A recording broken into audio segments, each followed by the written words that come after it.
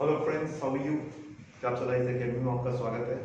जब आप सिर्फ यूपीएससी किसी अदर एग्जाम्स की तैयारी करते हो तो उसके लिए बहुत इंपॉर्टेंट है कि आपको जो है वो क्वालिटी का जो है आपको एजुकेशन मिले, क्वालिटी का जो है आपको नोट्स मिले, क्वालिटी के जो है आपको क्या मिले, सब्जेक्ट के कोर नॉलेज प्राप्त हो। सीआईए में मेरी कोशिश रहती है कि जब आप क्लास करो, चाहे वो ऑफलाइन आकर क्लास करो या जब आप ऑनलाइन कोई कोर्सेज खरीदते हो, तो इन चीज़ों पर हमारी पूरी फोकस हमारी टीम की रहती है कि हम आपको बेहतरीन माहौल में एक बेहतरीन एग्जाम की तैयारी करवाएं। राइट, रातू रोड चौक पर सीआईए जो है, आपको पता है कि इसका जो लोकेशन है वो रातू रोड चौक, रांची झारखंड पे ही है। और सीआईए में मैंने छोटे से गुरुकुल की शुरुआत की, जहाँ पर एक बैच में 25 से 30 बच्चों की जगह है और हमने यही रखा है कि इससे ज़्यादा बच्चे नहीं लेते हैं। तो 25 से 30 बच्चे अगर इसमें भर जाते हैं तो उसके बाद ये बच्चे उसके बाद दूसरा बैच बन जाता है। राइट, तो यहाँ पर है कि आपको एक छोटे से गुरुकुल का एहसास होगा जहाँ पर आपकी तैयारी बेहतरीन तरीके से करवाई जाएगी और हम रिजल्ट ओरिएंटेड तैयारी करवाते हैं ताकि आपके जो एग्जाम्स का रिजल्ट हो वो बेहतरीन हो और आप उसमें गारंटीड सफलता पाओ। ठीक है, आप उसमें अपनी सफलता प्राप्त कर पाओ। तो ये चीज़ें जो होती है वो बहुत इंपॉर्टेंट होती है।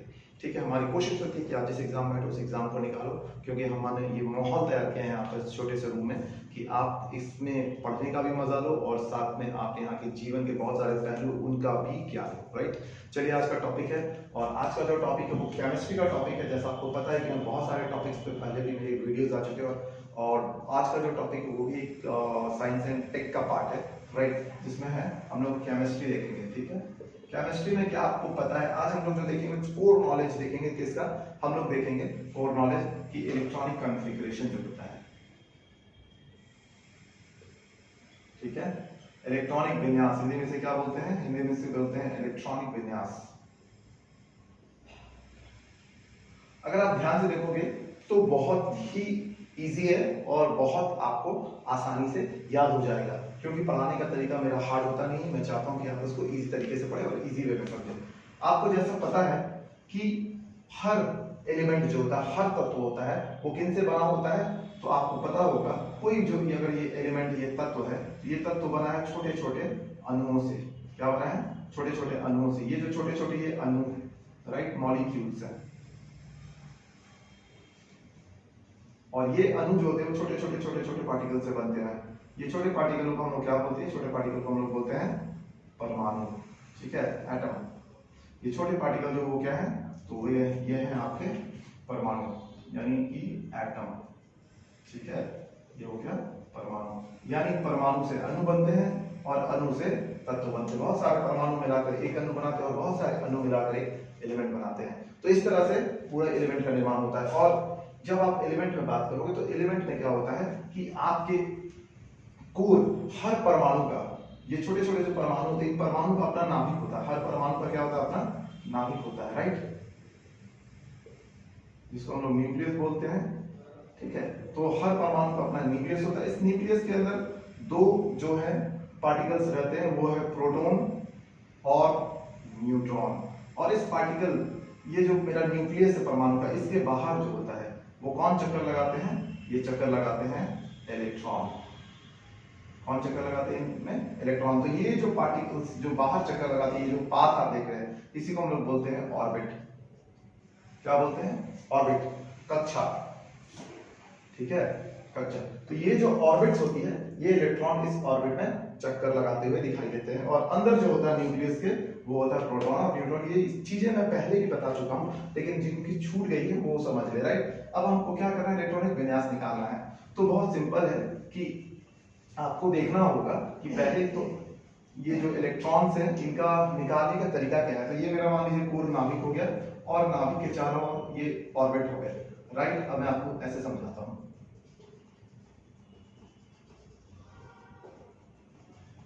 अगर आप ध्यान से देखोगे तो ये हो गया नाभिक, जहां पर क्या है? इसके अंदर प्रोटॉन और न्यूट्रॉन, और यहां से इलेक्ट्रॉन जो होते हैं चक्कर लगाते हैं। क्लियर है? हर कक्षा में इलेक्ट्रॉनों की संख्या जो होती है अलग अलग होती है। और ये जैसे होता है, इसको हम लोग बोलते हैं n बराबर 1, और इसका नाम होता है l। फिर ये m, n बराबर 2, n बराबर 3, इस तरह से n बराबर 4, n बराबर 5, n बराबर 6, और एक और कक्षा होती है लास्ट, जो हम लोग कितनी कक्षाएं होती है? तो n बराबर 7।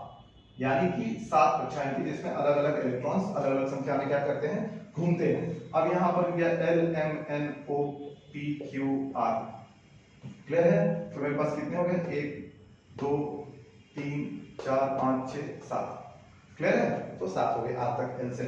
अब होता है इसका जो फॉर्मूला होता है निकालने का, बहुत इजी होता है, आपको याद करना है कि सिर्फ 2n स्क्वायर कितना होता है, तो 2n स्क्वायर। 2n स्क्वायर मतलब हो गया कि जब आप n की बात करोगे तो वो कक्षा पहले को दिखाएगा, जब n पे आप 2 रखोगे तो कक्षा दूसरी को दिखाएगा, जब n का वैल्यू 3 रखोगे तो कक्षा तीसरी को दिखाएगा, जब n आप 4 रखोगे तो कक्षा चौथी को। इस तरह से n का वैल्यू 7 रखोगे तो कक्षा 7वीं को दिखाएगा। यानी हमको बहुत सिंपल है कि अगर हम इस फॉर्मूले से अगर हम देखेंगे तो इस फॉर्मूले को हम यहाँ पर क्या करते हैं, तो ये हो गया 2n स्क्वायर। अब मैंने क्या कर दिया, अब मैंने कर दिया n बराबर 1।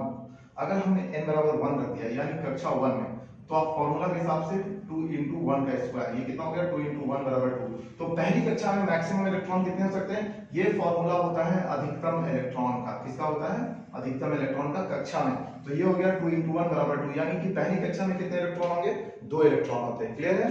दूसरी कक्षा में जब आप जाओगे, सिमिलरली इसी फॉर्मूला में जब आप दूसरी कक्षा में जाओगे, अब मैं फॉर्मूला को थोड़ा एक्सपेंड कर रहा हूं, राइट? तो आप जब दूसरी कक्षा में जाओगे तो यहाँ पर क्या हो जाएगा, 2n स्क्वायर हमारा फॉर्मूला है। दूसरी कक्षा यानी n बराबर 2, यानी कि l में कितना था, n बराबर जब 1 रखें तो l कक्षा में 2 मैक्सिमम इलेक्ट्रॉन हो सकते हैं, अधिकतम इलेक्ट्रॉन, ठीक है? और इसमें अधिकतम इलेक्ट्रॉन अगर मैंने दूसरी कक्षा में रखा तो 2 का स्क्वायर मतलब हो गया 2 × 4 मतलब 8, क्लियर है? इस तरह आप जब 3 रखोगे तो आपका जब n बराबर, तो यानी 2 जब आप रख रहे हो तो ये दूसरी कक्षा यानी m वाली कक्षा में अधिकतम इलेक्ट्रॉन कितने हो गए, 8। तीसरी में जब आप जाओगे तो इस तरह ये इसमें 2 हो जाता है, इसमें 8 हो जाता है, इसमें 18 हो जाता है, इसमें 32 हो जाता है। जब आप रखते जाओगे n बराबर 4, n बराबर 5, और ये याद रखना कि 32 के बाद वो वापस से डिक्रीज करता है, यानी 2 8 18 32, फिर 32, फिर 18 और फिर 8। ये हमें याद रखना होगा, राइट? कि ये इस तरह से ऊपर चढ़ता है और फिर ये जो होता है 32 18 8 वापस डिक्रीज कर जाता है, ठीक है? तो यहाँ पर हमको याद रखना है कि n बराबर जो 5 6 7 है, वहां पर n का वैल्यू 5 6 7 ना होकर वापस कैसे जाएगा, 1 2 3 4, देन अगेन 4 3 2, क्लियर है? और इसका नाम हम लोग दे देते हैं LMNOPQR। तो ये चीजें हमें याद रखनी होंगी, और ये तो हमारा इलेक्ट्रॉन तरीका है, जब आप क्लासेस करोगे तो उसमें विस्तार से बताऊंगा, क्लियर है? तो ये था अधिकतम इलेक्ट्रॉन की संख्या निकालने के लिए, ठीक है? अब जो हमारा इलेक्ट्रॉन होता है वो क्या होता है, ऑर्बिट्स में घूमता है। तो आपको मैंने बताया कि न्यूक्लियस है और ये अलग अलग ऑर्बिट्स है जिसमें इलेक्ट्रॉन घूमते हैं, क्लियर है? ये सब में इलेक्ट्रॉन घूमते हैं, और यहाँ पर क्या होता है, प्रोटॉन और न्यूट्रॉन। तो ये जो ऑर्बिट्स होते हैं, इन ऑर्बिट्स के क्या होते हैं, सब सेल होते हैं। जैसे हर ऑर्बिट में कौन कौन सब सेल होते हैं, तो S P D F, फिर यहाँ पर क्या होगा S P D F। इस तरह से हर ऑर्बिट के लिए 4 सबसेल्स बटे होते हैं, और 4 सबसेल्स में भी इलेक्ट्रॉनों की संख्या अलग अलग होती है। जैसे S में मैक्सिमम जो इलेक्ट्रॉन संख्या होती है वो 2 होती है, P में मैक्सिमम इलेक्ट्रॉन संख्या 6 होती है, D में मैक्सिमम इलेक्ट्रॉन संख्या 10 होती है, और F में 14 होती है, क्लियर है? जैसे अब एक एग्जांपल मैं आपको समझाऊं, ठीक है? कक्षा अलग हो गया और सब सेल जो होता है वो उसमें इलेक्ट्रॉन संख्या अलग होती है, और हर जो ऑर्बिट होता है उसमें 4 सबसेल बटे हुए होते हैं, राइट? अब एग्जांपल में जैसे मैं आपको समझाता हूं कि हमारे पास क्या है, सोडियम 11, ठीक है? तो 11 को हमें लिखना है, तो इसका लिखने का तरीका क्या होता है वो भी आपको चाहिए। पहले सबसे पहले 1s आएगा, ठीक है? 1s को फिल किया जाता है, फिर 2s को फिल किया जाता है, फिर 2p को फिल किया जाता है, क्लियर? फिर 3s को फिल किया जाएगा, फिर 3p को फिल किया जाएगा, और फिर 3d। अब ये देखिए 3d और 4s, इसमें सबसे पहले 4s को फिल किया जाता है, देन आफ्टर 3d होता है, ठीक है? तब 3d को याद रखिएगा कि 4s जो होता है वो 3d से पहले फिल किया जाएगा, क्लियर? ये पहले फिल होगा, देन आफ्टर ये फिल होता है।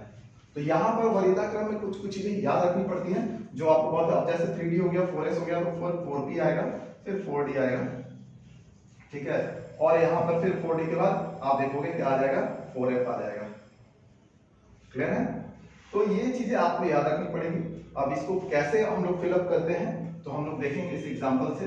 जैसे हमारा एग्जांपल है सोडियम 11, तो बहुत इजी है। हमने क्या किया, पहले s रखा 1s, सबसे पहले 1s में मैक्सिमम 2 होते हैं क्योंकि पता है कि s इलेक्ट्रॉन में मैक्सिमम 2 होते हैं, राइट?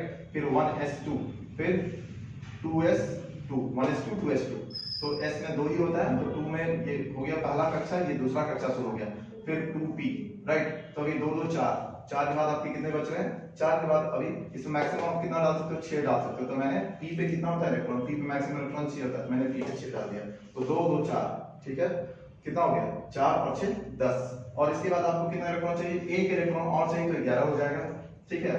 तो यहाँ पर आपका हो जाएगा 2 2 4, ठीक है, 4 और 6 10, यानी 1s2 2s2 2p6, 2p6 के बाद क्या आता है 1s2 2s2 2p6 3s1, ठीक है। 2p के बाद 3s आता है, मैंने आपको बताया, फिर 3p आता है, फिर 3d आता है। तो इस तरह से चीजें हमें वर्णक्रम में याद होती हैं, और वो जब आप क्लास करोगे तो और डिटेल बताया जाए, ठीक है। तो यहाँ पर आपका सिंपल है कि ये आपका हो गया 1, ठीक है। तो अब यहाँ पर हमको देखना है कि पहली कक्षा में इलेक्ट्रॉन कितना है, तो पहली कक्षा में इलेक्ट्रॉन 2 है, जबकि दूसरी कक्षा में इलेक्ट्रॉन, ये दोनों 2 2 है, तो दूसरी कक्षा 6 2 8, और यहाँ तीसरी कक्षा में इलेक्ट्रॉन कितना है 1। तो ये जो मेरा लास्ट का इलेक्ट्रॉन है यही कहलाता है बाहरी कक्षा का इलेक्ट्रॉन, ठीक है।